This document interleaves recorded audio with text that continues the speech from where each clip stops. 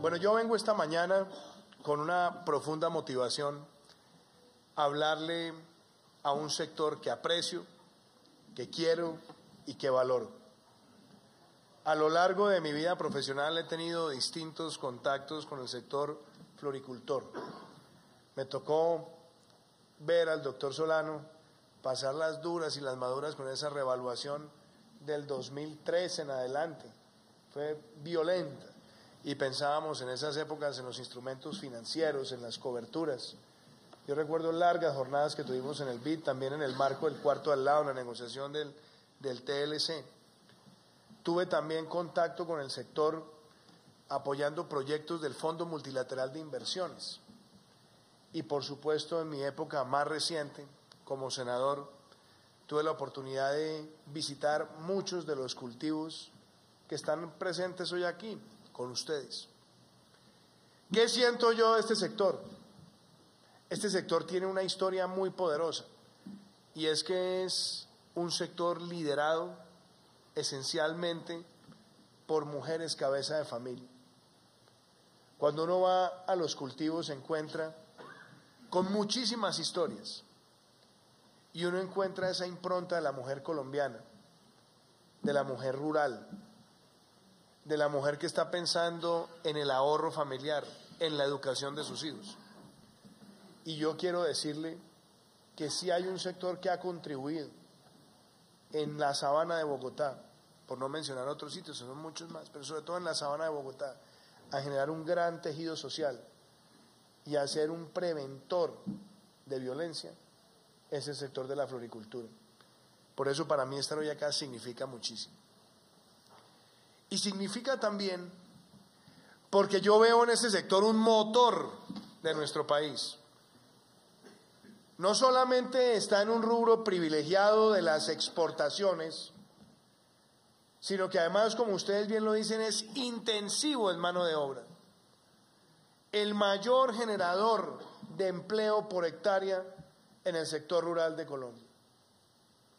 Y en adición a eso, un sector que ha sabido abrir mercados, que ha llegado a los mercados más difíciles y que ha tenido competidores muy duros, que tienen muchos de ellos prebendas y subsidios, que han tenido muchas gabelas e inclusive que han tenido una permanencia histórica en el mercado.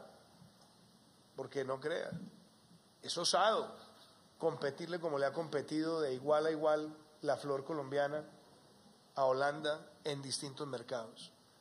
Y si lo hemos hecho, es porque tenemos esa garra colombiana, ese sello distintivo de nuestra propia capacidad empresarial. Yo quiero decirles hoy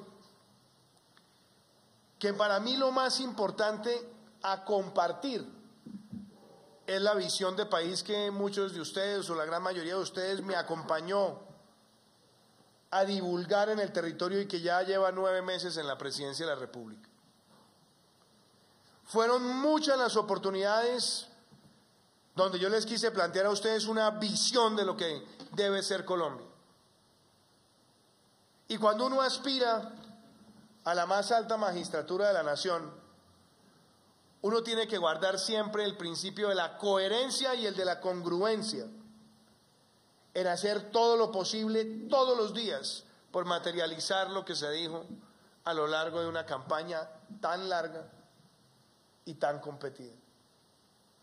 Y yo les dije a ustedes, si queremos que este país progrese, y eso significa que tengamos la expectativa de crecer por encima del 3.5, del 4%, del 5%, pensando en enrutar a Colombia a ser un país de ingreso medio en las próximas 2 décadas, perdón, de ingresos altos, pasando a ser un país de ingresos medios, eso representa que nosotros nos concentremos en 3 principios iniciales. La legalidad es el primero. Y yo quisiera hablar de eso hoy, porque el discurso de legalidad no es otro distinto al de respetar las reglas de juego, al de respetar las normas, al de respetar las leyes, al de respetar la Constitución, pero sobre todo a poner en un equilibrio los derechos y los deberes en la sociedad. Se habla mucho de los derechos. Se reivindican derechos de manera permanente, pero no tiene el mismo debate la situación de los deberes. ¿Cómo nos comportamos? ¿Cómo logramos tutelar los derechos del otro sin afectarlos?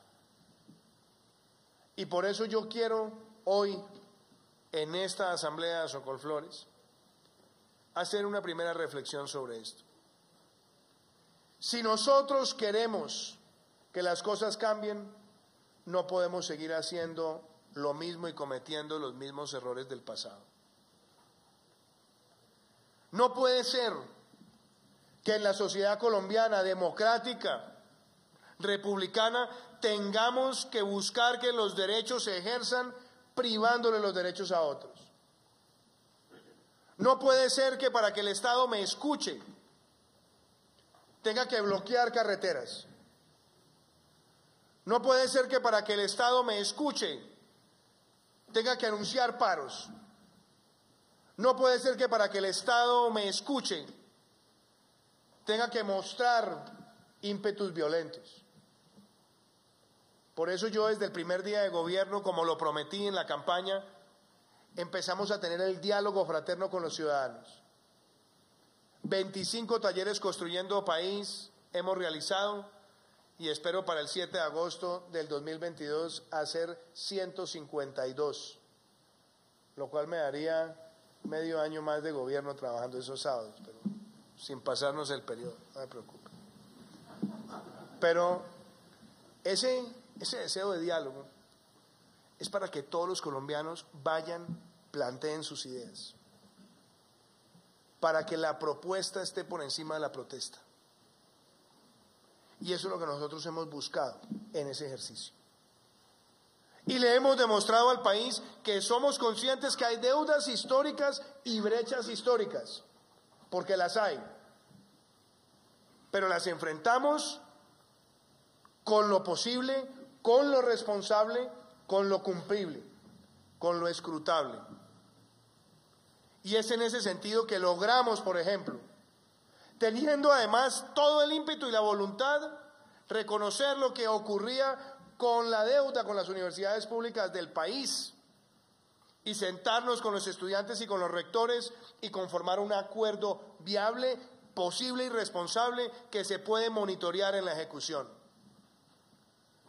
Y sin tener que acudir a ninguna confrontación, pudimos concertar un aumento del salario mínimo con las centrales obreras y con los sectores empresariales. Y le agradezco a usted mucho su colaboración, doctor Bedoya. Pero se hizo sin tener que acudir a ninguna vía de hecho. Y hoy reflexión, y quiero dejar claro esto. No hay duda que este país, en su vocación constitucional, es pluriétnico, multiétnico, pero es también una república unitaria. Y como tal, los derechos de un ciudadano no están por encima de los demás. Y acepto además, con claridad, que sí existen brechas sociales, claro que las existen con las minorías étnicas. Y por eso, frente a los pueblos indígenas, el pasado 9 de agosto los invitamos a la Casa de Nariño a tener un diálogo franco en el marco del Día Internacional de los Pueblos Indígenas. Y me comprometía que tendríamos en el plan de desarrollo, por primera vez, un capítulo dedicado a los pueblos indígenas de Colombia, con un respectivo plan plurianual de inversiones, que representa 10 billones de pesos en el periodo de gobierno, para atender sus necesidades, para mostrar una ejecutoria que cierre brechas. Y lograr ese capítulo y ese plan plurianual fue producto de un largo proceso de concertación. Y ese proceso se surtió. Por eso, Cuando he visto que se bloquean las carreteras, yo me pregunto, ¿cuál es la discusión aquí? ¿Que queremos más dinero? ¿Eso amerita bloquear una carretera? Cuando se han dado esos pasos. ¿Que queremos más tierra? ¿Cuánta más? ¿Cuánto cuesta?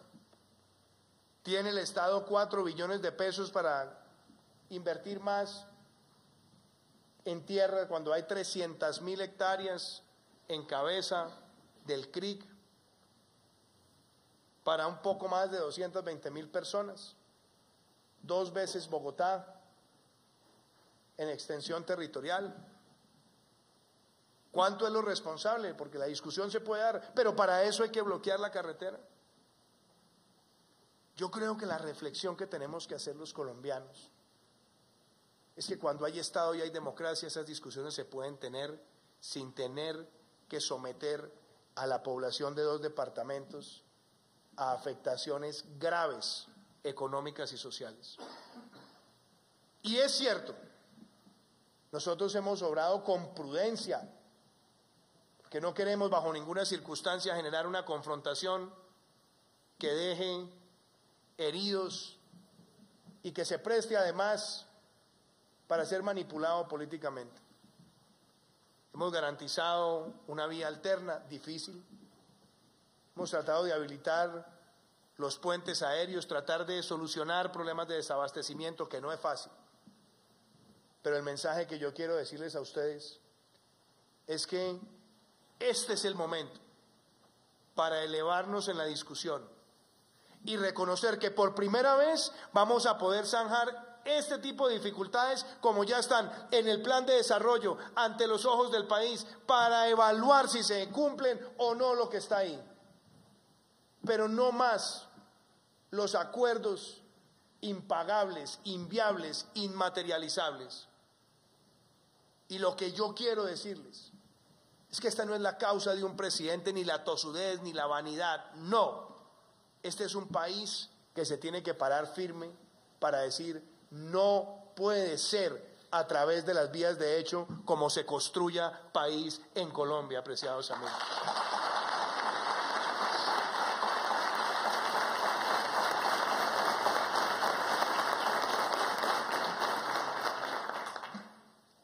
Empezar por reconocer que ahí empieza el principio de legalidad. Mis derechos, mis deberes. Y reconocer también que aquí hay una voluntad que en 9 meses ha quedado clara: enfrentar la corrupción. Con todo tipo de medidas. Tener un Estado más transparente, despolitizar entidades, cambiar culturas transaccionales, tener los pliegos tipo para acabar los pliegos sastres en infraestructura, hacer públicas las hojas de vida completas de los funcionarios y sus declaraciones de renta, hacer más escrutable la gestión contractual del Estado. Todos esos son pasos necesarios para enfrentar la ilegalidad. Y también, como lo hemos dicho, enfrentar los carteles. Ayer contaba que en lo que llevamos de este año la reducción de homicidios es del orden del 7%. Hemos tenido una reducción del secuestro del orden del 22% y así en distintos delitos. Pero lo más importante también son las afectaciones a los grupos armados ilegales. Y lo seguiremos haciendo porque creemos en eso. Y por supuesto, cuando hablamos de legalidad, yo tengo que plantearles a ustedes que el deber nuestro es también enfrentar el contrabando. Hemos tenido los golpes más duros de los últimos años. Y todo esto porque yo tengo la convicción que cuando uno al país le muestra que es por la legalidad y en el cumplimiento de la ley que se logran las cosas, nosotros empezamos a transformar la ética colectiva del pueblo colombiano. Pero la legalidad por sí sola no resuelve la transformación de un país. Y quiero dejar claro, la discusión de la legalidad no es ni de izquierda ni de derecha. Esto es sentido común. Porque si nosotros no defendemos la ley como el contrato social entre todos, lo que terminamos es al arbitrio de que quienes quieren imponer su voluntad con la violencia. Pero para mí la legalidad viene de la mano con lo que tenemos que hacer con la cultura emprendedora en nuestro país. El emprendimiento tampoco es ni de izquierda ni de derecha. El emprendimiento es el vehículo para generar prosperidad en una sociedad. Y afortunadamente ya la resolvió la Constitución Nacional. Hoy le decía en la macrorrueda del Bicentenario que el artículo 333 de la Constitución habla de un país que reconoce la economía de mercado, que además no acepta los abusos de posición dominante y que cree en la función social de la empresa. Ustedes son floricultores, pero antes que eso son emprendedores. Emprendedores que se han dedicado a un sector difícil, complejo, exigente, volátil frente a muchas situaciones externas, y aún así han tenido empresas que han conquistado mercados con tanto éxito. Han llegado a los Estados Unidos, a los lugares más apartados. Han llegado a Europa, al Asia. Y yo siempre dije, como candidato a la presidencia, que lo que yo quería era quitarle a este país, en su clase dirigente, ese sentido vergonzante para hablar del empresariado y del emprendimiento. Se dejaron llevar muchos líderes en otras épocas con el argumento de que si se hablaba en defensa de la empresa, lo que se estaba haciendo era la protección de los ricos, y como tal entonces caer en la estigmatización de muchos de los que con el populismo han tratado de sembrar, como digo yo, sus pinos políticos en nuestro país. La gran defensa que nosotros hemos hecho es porque estoy convencido que cuando un emprendedor tiene la posibilidad de progresar, transforma vidas como la transforma cada uno de ustedes cuando genera un empleo. Y óigame esto, doctor Solano, la reactivación económica en la que creemos es algo que espero traiga impactos positivos en este sector a partir de este año.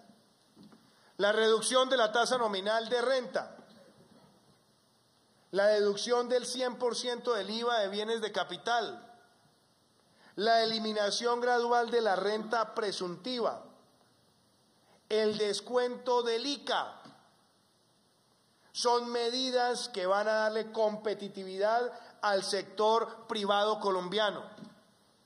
Pero agréguenle otras dos cosas: el cero impuesto de renta por 10 años a las inversiones que se generen en el campo colombiano, con un mínimo de empleos y un mínimo de requisitos de capital, es una oportunidad que tiene que capitalizar exitosamente este sector. Tienen la posibilidad y tienen la capacidad de generar además ese entorno productivo con empresas que son proveedoras. Y cómo no hacerle referencia también al régimen simplificado, que lo necesitamos para formalizar el sector empresarial de Colombia en un país donde el 60% de las empresas, según cifras del BIDI recientemente de un COMPES, muestra que el 60% de los negocios no tienen ni registro mercantil ni registro único tributario. Este régimen simplificado, que empieza en el 1.1 y máximo hasta el 11, debe ayudar a que formalicemos, y eso también representa una oportunidad para el sector que irriga esa formalización en las cadenas productivas en las que ustedes participan. Digo todo esto porque lo que yo quiero que quede claro es que este gobierno no le da vergüenza defender a la micro, a la pequeña y a la mediana empresa para que Colombia se transforme, y que el éxito del empresario es el éxito de Colombia y es el éxito de los trabajadores.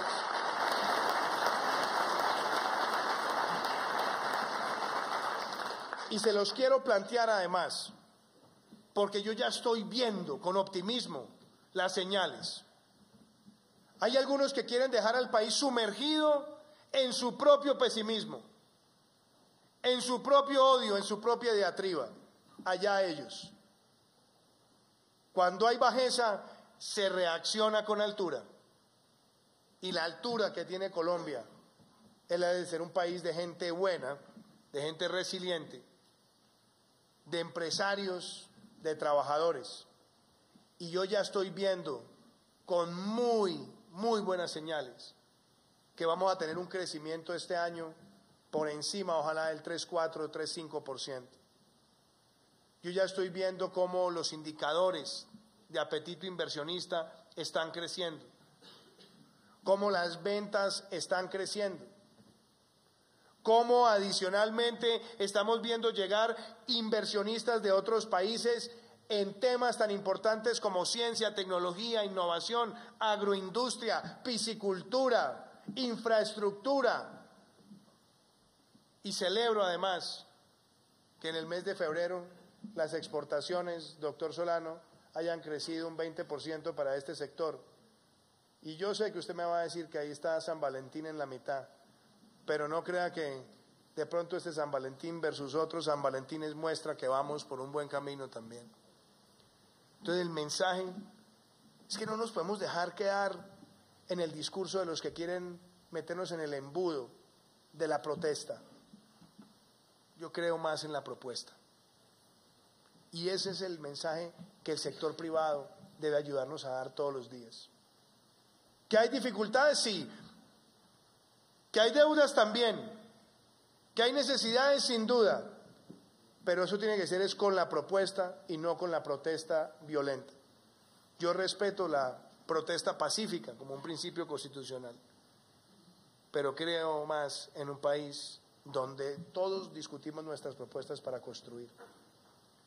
Y quiero hacer una referencia hoy aquí. A mí me motiva mucho que después de legalidad y emprendimiento la visión de nuestro gobierno hable de equidad. Porque si hay un sector que demuestra la combinación de los tres es el sector de la floricultura. Doña Marta, con quien estuve en Boyacá hace cerca de 8 meses, me decía que había educado a sus 3 hijos trabajando en un cultivo a lo largo de su vida. Conocí a don Gabriel, usted se acordará, doctor Uribe, cuando estábamos en la planta baja de su empresa, se acercó a saludarme. Me dijo, Duque, ¿vos qué vas a hacer por la educación? Nos sentamos con él a conversar y él me decía cómo la floricultura le había cambiado su vida. La apuesta nuestra en esa combinación de legalidad y emprendimiento es para que nosotros en estos 4 años hagamos transformaciones tan grandes como la de tener 366,000 estudiantes de familias de bajos recursos con educación pública universitaria gratuita. Nuestra apuesta es pasar de 3 a 7 millones de niños que reciban la alimentación escolar los 180 días de su jornada. Nuestra meta es pasar de 1 a 2 millones de niños con atención integral para la primera infancia. Nuestra meta es que tengamos 600,000 viviendas mejoradas en estos 4 años, 180,000 en las zonas rurales.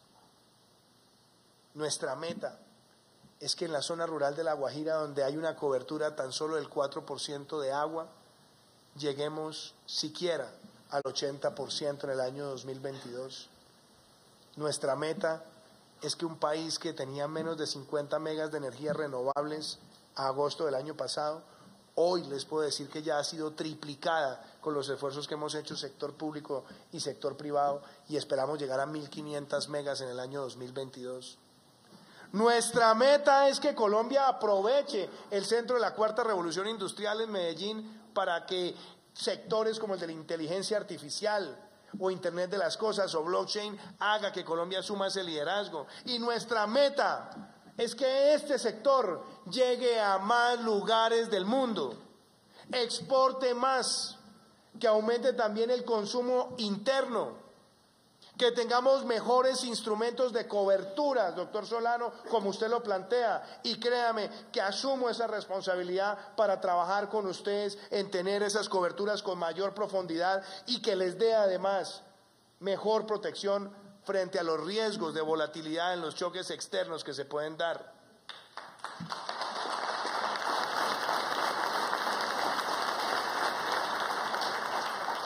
Me gusta que usted plantee lo de Finagro, porque aquí tenemos que trabajar entre todos y necesito su apoyo también, doctor Jorge. Tenemos que pensar en esos instrumentos financieros y tenemos que pensar en instrumentos financieros de distinta gama, desde el que llega al pequeño productor para sacarlo del gota a gota, como lo estamos empezando a hacer con el Banco Agrario, y también introducir un esquema muy importante al cual también los invito para que nos puedan ayudar a encontrar pilotos de lo que nosotros hemos llamado agricultura por contrato. Y es que un gran comprador y un pequeño productor se pongan de acuerdo en un suministro con un precio fijo y poderle ofrecer, como ya lo estamos haciendo a esos pequeños productores, la tasa más barata que tenemos en Colombia, que es DTF-1, para ayudarle a que tenga estabilidad, acompañado también con un programa que lanzamos de microseguros, 80.000 millones de pesos pusimos para esas coberturas de pequeños productores. Eso muestra que aquí hay una vocación. Y usted me preguntaba, o usted decía, sobre la regla fiscal. Yo quiero ser muy puntual frente a esa apreciación. Es una decisión que ha tomado la Comisión Independiente de la Regla Fiscal y que reconoce una realidad. ¿Cuál es esa realidad? La realidad es que Colombia ha sufrido un choque porque ha asumido la mayor crisis migratoria que haya conocido América Latina en su historia reciente. Cerca de 1.5 millones de hermanos venezolanos han llegado a territorio colombiano y sin duda esto trae exigencias en términos de salud, de educación, seguridad, entre otros. Y me parece que lo responsable que se hizo ahí es entender que ese choque, que es un choque inesperado, para lo cual existen las medidas dentro de la regla fiscal, ha tomado dentro de un marco de prudencia esa extensión temporal. Pero óigase bien, aún con la reducción que está planteada del déficit para este año, es la mayor reducción del déficit en un solo año desde que existe la regla fiscal. Y creo que eso es muy importante también tenerlo en el contexto. Y no veo yo, por lo menos por ahora, que esa flexibilización temporal vaya a traer un efecto revaluacionista que ponga en riesgo un sector como este. Por supuesto, se trata de monitorear, pero claramente manejando las operaciones que tenemos en este momento y mirando el contexto presupuestal, yo puedo decirle que aún con esa flexibilización, nosotros seguimos estando con un programa también de congelamiento de recursos que están por debajo de lo que estaba previsto inicialmente en el presupuesto. Por eso no veo ese impacto negativo en el tipo de cambio, doctor Solano. Pero como todo, me gusta poderle hablar a usted con sinceridad. Y quisiera hacer una referencia, la transformación del ICA. A mí me alegra que está acá Jorge Bedoya, con quien hablamos tantas veces de este tema. Despolitizarlo, profesionalizarlo. Hemos dado ese paso y ese paso tiene que venir acompañado de dos herramientas. Una, única, cercano al sector. Única que en lugar de ver dónde está la traba, la talanquera, le ayude al que está produciendo esa que sea más exitoso sin sacrificar el rigor que debe tener para su evaluación. Y dos, única que ayude a ver las oportunidades. Y ustedes lo planteaban muy bien con lo que tienen que ver con insumos. Ese clúster se puede desarrollar en Colombia y desde ya, ministro José Manuel Restrepo, le encargo esa responsabilidad con Andrés Valencia para que miremos qué decisiones de carácter de política pública debemos tomar para fortalecer el clúster que nos ha sido planteado el día de hoy y que esperamos genere empleo en nuestro país.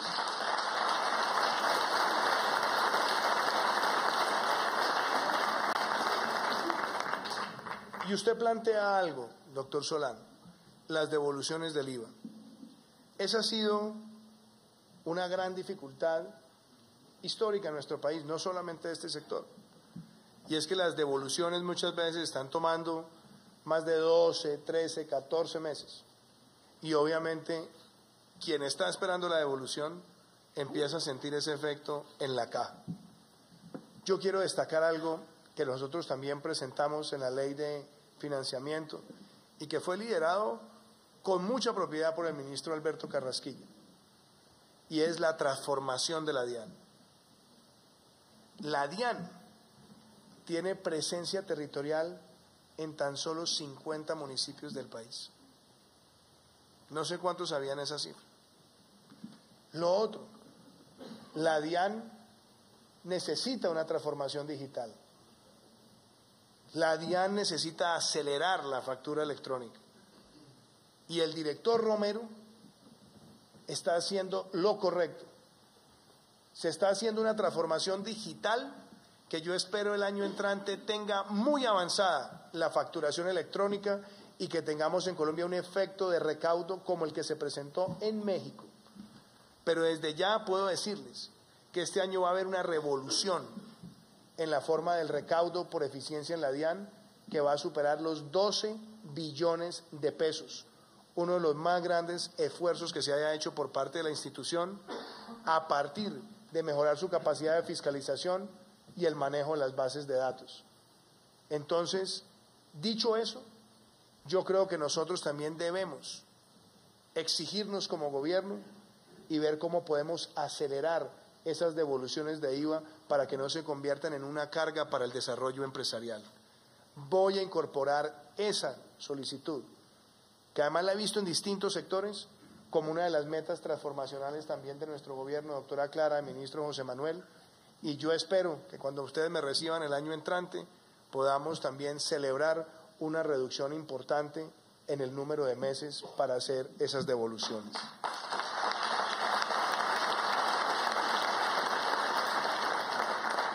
Por lo demás, déjenme decirles una cosa. Diplomacia sanitaria.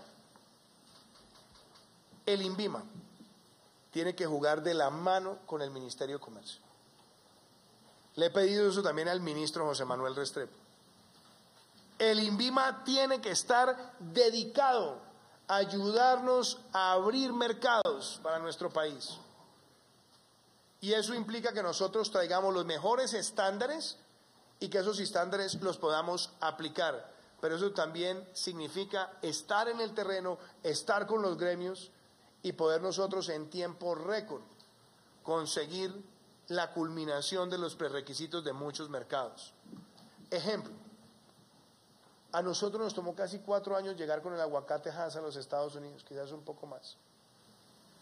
Deberíamos reducir significativamente esos periodos y eso requiere que nosotros traigamos los estándares del USDA y los armonicemos con las técnicas del INVIMA. Por ejemplo, tenemos el Tratado de Libre Comercio con Corea, que podría ser perfectamente muy bien aprovechado por este sector y por otros más. El de la carne, por ejemplo, que hay una gran expectativa, ahí tiene que estar el INVIMA. Y yo lo que quiero es que donde nosotros tengamos un mercado abierto, nosotros podamos ir y llevar estos productos insignes. Yo espero que pronto se apruebe también el Tratado de Libre Comercio con Israel, que estaba pendiente del paso por la Corte Constitucional para sancionarlo. Ahí también tenemos que buscar oportunidades, doctor Solano. Entonces, esos temas están en nuestra agenda. Y déjenme cerrar con una cosa. Yo escuché mucho a Daniel Steven con su canción. Yo quisiera algún día poder rapear de esa manera.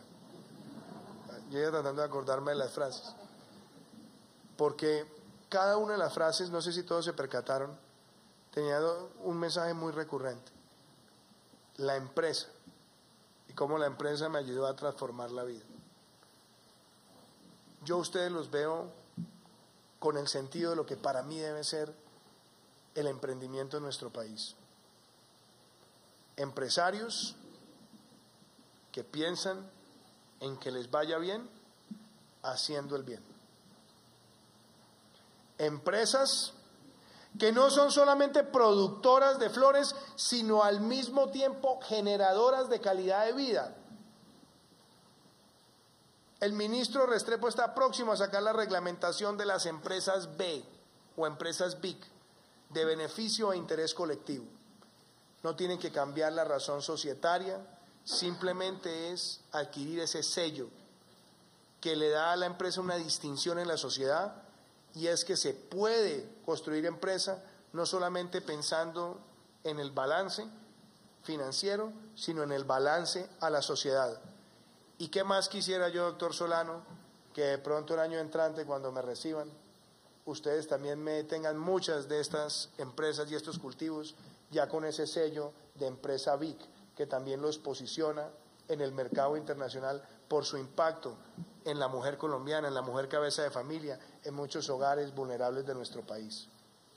Y por último, el régimen laboral. Ustedes han planteado varios temas. Uno de ellos, doctor Jorge, usted recuerda que lo anunciamos hace poco en la Casa Nariño, en lo que tiene que ver con riesgos, que es una forma de ir adaptando normas para que no se vuelvan entorpecedores de la actividad empresarial ni de la generación de empleo.